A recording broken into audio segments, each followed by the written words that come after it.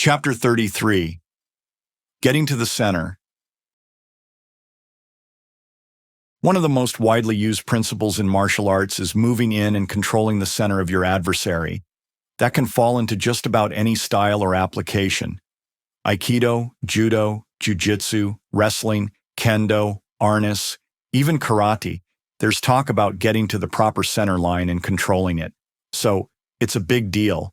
It's a big precept, and it has value, profound value, and it also has a flip side, as most things in life do. We're going to explore the positives and the negatives of this idea of getting to the center, of controlling the center, your own center, and your opponent's center. We're going to take a trip down some history, some movies, some personal experience, and of course, a little bit of American football strategy. Because, what would it be without us bringing up football, right?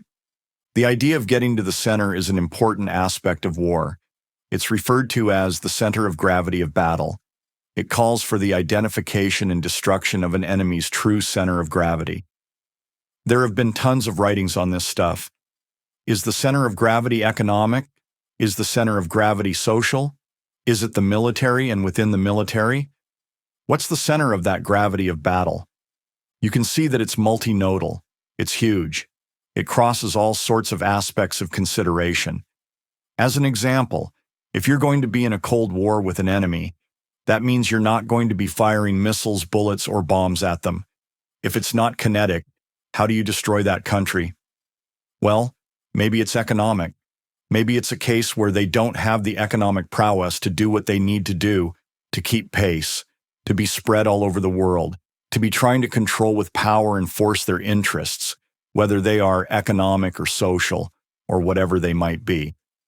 An argument could be made that the United States versus Soviet Union Cold War came to an end, not over bombs, but over blue jeans. In other words, the Soviets had to make the proverbial choice between bullets and butter, and they discovered that they couldn't hold it anymore. Without financial stability, with starving masses, it all fell apart. Food shortages helped foment both the Russian Revolution in 1917, as well as the fall of the Soviet Union in 1991. As Vladimir Lenin, 1870 to 1924, said, ironically as it turns out, every society is 3 meals away from chaos. That's an example of identifying a center of gravity within a battle, a cold one rather than a hot one. Sometimes it's methodical and other times it's a spur-of-a-moment sort of thing, an opportunity seized. If you take a sporting event like a judo match, sure, there's an overlying strategy about how you're going to fight, but you seize the moment based on whatever opening your opponent offers. And you want to get your throw. That's the basic premise, but you'll take whatever throw is offered because you know you can't force one. Seize the moment, win the match. Let's jump into a piece of history. Like the 4% of men who think about the Roman Empire most days, we're complete Roman freaks, and make no apologies for it. There are enormous lessons to be learned within the context of the Roman Empire, the generals, the emperors, the Senate, and the people. There's a tremendous amount of history there. One of the reasons is, of course, that they meticulously recorded all of it. Sometimes that viewpoint was deeply skewed, history being written by the victor and all that, but the documentation still exists and it's fascinating. Rome was involved with 3 Punic Wars against the Carthaginians, a seagoing people who were originally Phoenician and settled on the coast of Africa on the Mediterranean. They were in business for some 400 or 500 years before the Romans showed up with any kind of force on the island of Sicily. Sicily is part of Italy today, but back then, it was the Carthaginians. The most famous Carthaginian who ever lived was Hannibal Barca, 247 to circa 181 BC, the man who audaciously led his army and his war elephants over the Alps, and after a 5-month journey, laid siege to the city of Rome with 25,000 infantry and 6,000 cavalry soldiers. He also had an enormous victory with the Battle of Cannae. Tactics of the Battle of Cannae, fought on August 2nd, 216 BC, are taught in every combative seminar, every military think tank, every history class because it was so unique. The Battle of Cannae looms large because, being outnumbered, the Carthaginians lined up on the field to do battle with the Romans. If you know Roman history, that was foolish to the extreme, facing superior numbers against their strength. Hannibal and his forces should have been obliterated. You see, the Roman legions would line up with their scutum shields interlocked, then their gladius short swords would flick in and out between the seams of the shields to strike their enemies. You know the term scoot over. Well, now you know where it came from. They used their shields offensively to push their adversaries, to scoot them, all while stabbing them to death and trampling their corpses. Discipline, training, and equipment, it all forced the Roman legions to work together in concert, and they invariably won, especially when they had superior numbers. Soldiers facing those shield walls were in for a world of hurt. For example, they often got stabbed in the femoral artery from an angle they weren't expecting. The guy to the left stabbed you, or the guy to the right. The other thing that the Romans did that was extraordinary was that every few minutes their front row would peel away in a carefully choreographed maneuver and run to the back of the ranks to let the next group behind them step forward. In that way, they conserved their energy better than their adversaries were able to, too. So, if you were dealing with a line 7 Romans deep, and you fought for, let's say, 10 minutes of battle, each Roman soldier you face would only have been fighting for a minute and a half or thereabouts. Anyone who's done full contact sparring knows that 10 minutes of intense battle might as well be a century. The way that Hannibal beat the Romans against all odds at Cannae was that he flexed his middle ranks. He faced a Roman army that was accustomed to pushing and shoving and taking ground. They were doing it, and the Carthaginians were backing up and backing up and backing up. The Romans thought they were winning. The day was theirs. The battle was theirs. The slaughter was on. The rout had begun, until they got their butts kicked. You see, Hannibal was smarter. He let the Romans in, and his forces enveloped them, forming a letter C formation, and soon the combatants were at the sides of the Roman ranks instead of in front. Eventually, they completely engulfed them in a circle. The Romans found themselves under attack from every direction, so their disciplined lines of interlocked shields were no longer effective. In fact, they became a detriment. There are stories of Roman soldiers stuck in the middle of that deadly sphere who killed themselves because they were taking arrows and spears, and there was no way for them to fight back. There was nothing they could do. There was nowhere to go. They were being crushed, and it seemed a better idea to kill themselves than to become prisoners of the Carthaginians or be slaughtered by them. That battle scared the Roman Empire. It scared them badly. We could go on about what happened afterwards, but let us tell you this. For centuries after the Battle of Cannae, Roman mothers would scare their children with Hannibal, the bogeyman. Go to bed or Hannibal's going to get you. That's how profound of a scar Hannibal Barca left on the Roman Empire. But Romans, being who they were, decided to rally back.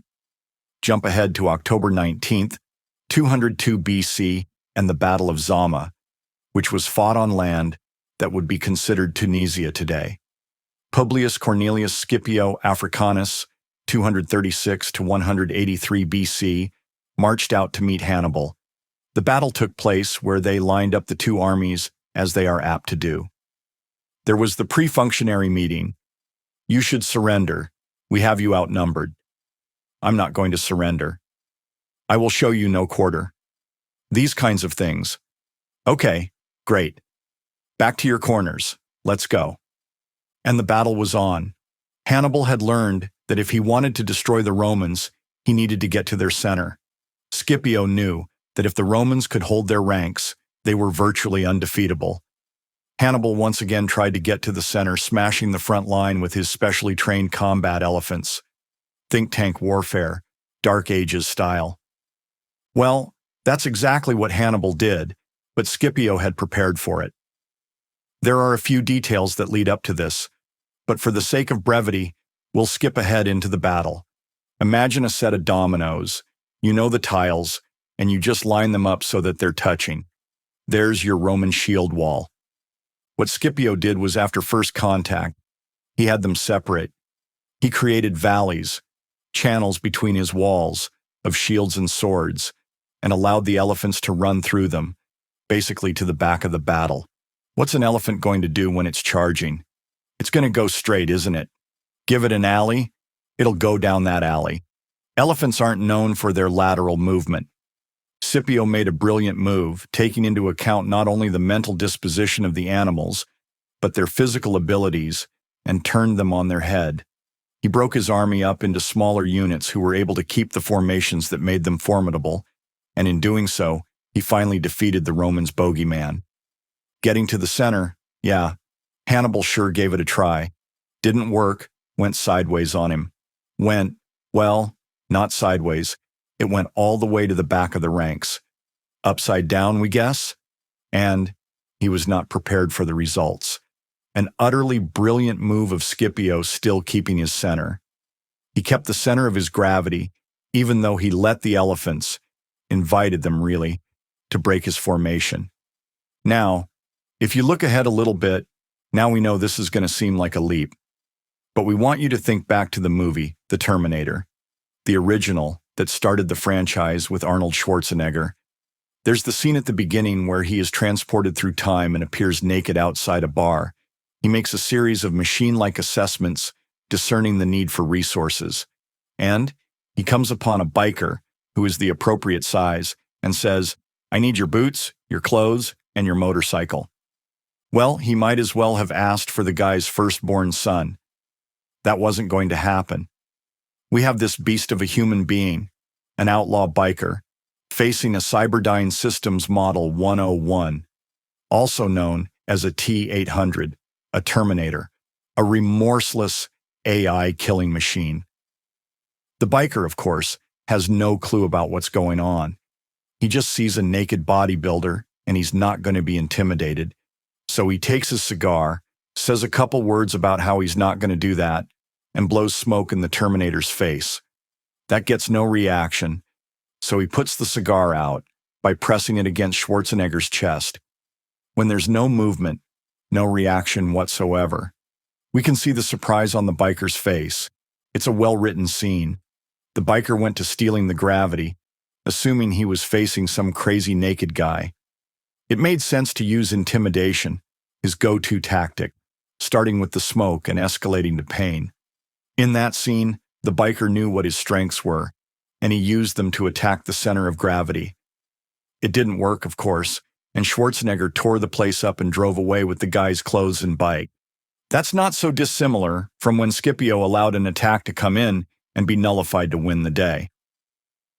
One year, Kris was at Judo Nationals, the first and only time he competed at that level, and it was a wonderful experience. Here's a little bit of housekeeping about how that worked. Once you've made weight and the classes are determined, everything is thrown into a bracket. You look at the bracket sheet and it's like, oh, that's who I'm fighting. Here we go. What they do is they give you a number. Everybody goes over to the table. You all report in, you all get a number, and maybe it's 1 through 24. Number 1 is going to fight number 2. 3 is going to face 4, and so on. When your number comes up, you stand on deck at the edge of the mat until the match before yours concludes and your fight is scheduled to start. So, you're on the edge of the mat, watching the fight in front of you. You know it's soon, but you don't know when you're going to go. That match may end in an ippon instantly, or it may go the full distance. You simply don't know. It could be 5 seconds or 5 minutes, but when it's time to go, it's time to go. Kris had managed to work his way into the winning side of the bracket and was looking at this guy across the table. That guy was a beast. He always fought in the heaviest weight class, but Kris was always the littlest guy. He was always the shortest and the lightest, but he didn't mind that his opponent was taller, stronger, broader. With skill, quickness, and power overcomes speed and strength, right? He thought to himself, I've got a strategic choice that I need to make here. Am I going to fight this massive guy all the way, or am I going to fight him fast? Am I going to get to the center of his gravity? Which boy? That's a judo precept, if ever there was one. Am I going to get to the center of this guy's gravity and get this over with quickly? Or am I going to nibble around the edges and I'm maybe going to go to his feet because they look like they might be the weakest part and maybe I need to get a sweep or something? The challenge is that I'm up against this beast of a human and I might be successful. But if I don't win quick, I'm going to gas myself. I'm going to have nothing left for the rest of the day. He made a strategic call, not going to nibble around the edges. He decided to attack his opponent's strongest attribute, go full boat. It didn't work. Kris attempted an uchimata. The other guy blocked it, picked him into the air and slammed him onto the ground. They were done. Best laid plans and all that. In fact, that guy did it with such velocity that a week later Kris went to his chiropractor and said, "I can't feel my little finger or my ring finger or the underside of my forearms." The doctor responded, "What did you do?" Kris told him, and he responded, "Dude, that's bad. That's like C1, C2 stuff. You've got a pinch in there and some swelling, and you came close to, well, this is not good." Fortunately, he was able to resolve the problem, and a few weeks later, Kris was all good. Afterward, he related that story to John Roseberry, a 7-time Marine Corps judo champion, 1968 alternate to the Olympics, and 4-time all-forces champion. Roseberry said, "You've got to quit fighting those guys who are going to hurt you." He was right. Getting to the center was not a great strategy. It wasn't a great strategy for Hannibal, and it wasn't a great strategy for Kris. Our point, taking the center isn't a one-size-fits-all thing. Sometimes it's good, sometimes it's bad, it depends on context. In football, as with many sports, if you turn the ball over to the other team, they have an opportunity to score. After you score, well, then you give them a chance because that's the only sporting thing to do, right? It might be fair, but we want to win. We don't want the other team to have the ball. If they don't have the ball, they can't score. You get the idea. That means that if we're going to play a team that's faster than we are, we're at a disadvantage. They've got finesse, skill, and we can't run with that. In that situation, we have only one chance. As our Canadian friends say, we've got to goon 'em. That means we're going to play rough and tumble, smash mouth, knock it down football. We're going to control the ball, never let them have it. It's about frequency. You've got a life and death struggle on an ancient battlefield in Tunisia. That's one shot. In judo, maybe 4 or 5 chances to win during a match. Football, depending on the dynamics of the game, you might have a dozen times you're going to have the ball and an opportunity to score. With a great defense causing turnovers, maybe you can tack an extra chance or 2 on top of that. So, is getting to the center a great idea, or is attacking the opponent's weakness a better one? The answer is completely contextual, based on what you face, the frequency, the rules of the game, or lack thereof. They have to be weighed. The classic strategy that we're taught to attack the enemy's weakness. It doesn't necessarily mean we're going to win, however. It means that we've got an entrance toward victory instead of a certain win. We still have to fight it out. That's what happens when you go towards the edges, when you nibble away at the edges, when you go to their weakness, when you go to their strength.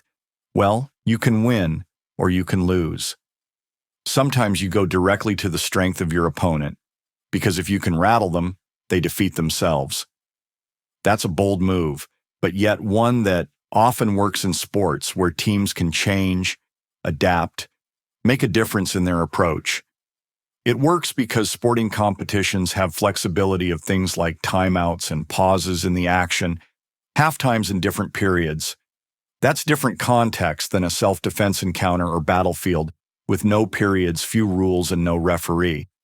As you look at applications of your martial arts techniques, shape it in the sense of what is going to win the day in terms of content and context. If you're a 110-pound woman or teenager, is fighting a 260-pound weightlifter going to work if you try to take his center? Likely not. You're going to have to go to a point of weakness, attack the knees, the groin, the eyes, or the throat. Where, when, and how? Well, that's all situational, but the overarching strategy prevails. If you're that 260-pound gym bro, and you want to attack that 110-pound woman or youth. No matter how skilled they are, you just wrap them up and pick them off the ground. A person held in the air has no traction. You've gone to the center and taken it away. Roles, capacities, context, content. From history, sports, and combatives, the content and the context must come together to make the best decisions. Choose wisely. Takeaways. Getting to the center is a crucial aspect of war, referred to as the center of gravity of battle.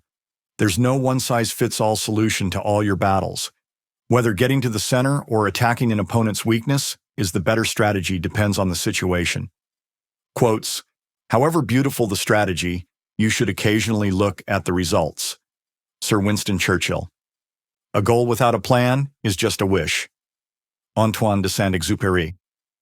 In contests of strategy, it is bad to be led about by the enemy. You must always be able to lead the enemy about. Miyamoto Musashi.